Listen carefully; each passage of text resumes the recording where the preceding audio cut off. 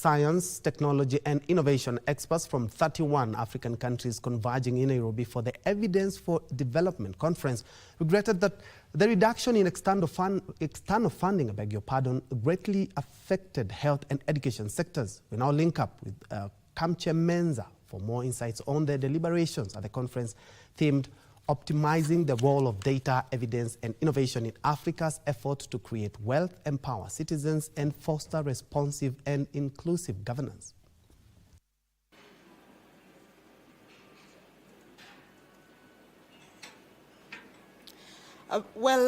Ben Troy, like you said, the whole of Africa is here. 31 countries, or rather representatives from 31 countries in the continent of Africa are in Nairobi, deliberating a number of issues that are affecting the continent. I do not want to go much into it because I have the conveners of this particular conference. It is the Evidence for Development Conference 2025. Allow me to bring on board Dr. Rose Oronje from the AFIDEP, that is African Institute for Development Policy. Dr. Rose, you are talking about, or rather you're championing the use of data, innovation, as well as evidence-informed policy making. Why now, as the African continent? So Africa is making very dismal progress in development. Evidence shows that the first 10 years of implementing Agenda 2063, we only achieved 40% of what we needed to achieve.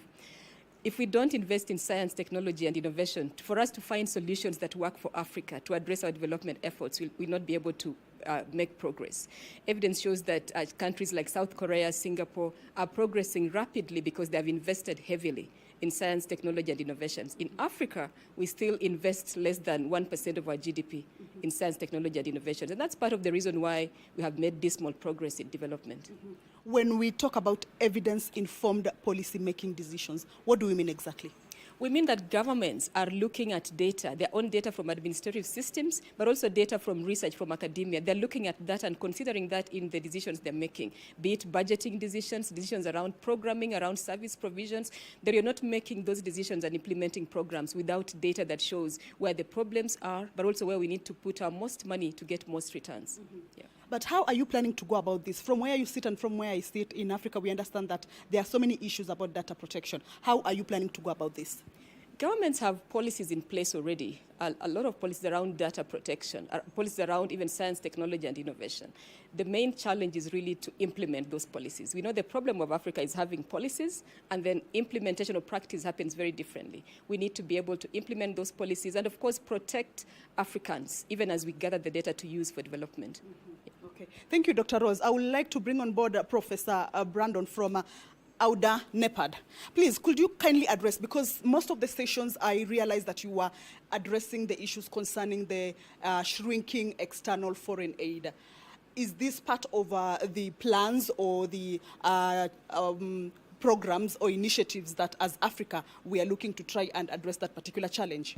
Well, I think this shrinkage in external funding coming into the continent is an opportunity for us. It's an opportunity for us to look inwards and find new funding mechanisms to drive this continent forward.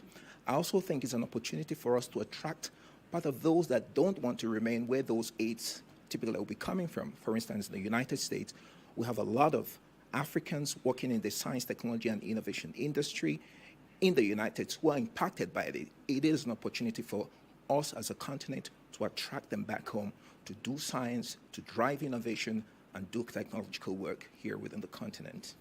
AUDA NEPAD actually knows so many things within the continent, or actually cuts across all the countries within the continent. How big is the impact when we look at the dwindling external aid? Well, depending on which report you read, some say about 8%, some say 13% of the funding required to run this continent based on external funding has been impacted. But as I already mentioned, there are other ways we can fill that gap, and we are already exploring those ways as we speak now. What are the sectors that you feel in Africa have been affected? Certainly the health sector has been impacted. The sanitation sector has been impacted. Partly the educational sector has been impacted as well.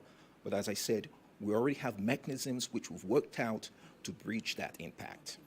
Thank you so much, Professor Brando. May I bring also on board Dr.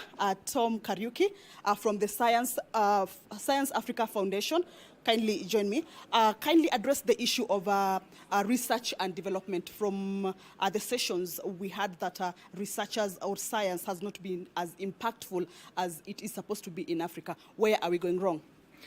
I think that would be a very long discussion, but so I just want to say, highlight one or two things. One of the reasons we exist as Science for Africa Foundation is because one of the things we have to do is to make very significant investment into research and development. So we are set up to provide grants to the best ideas in research and development.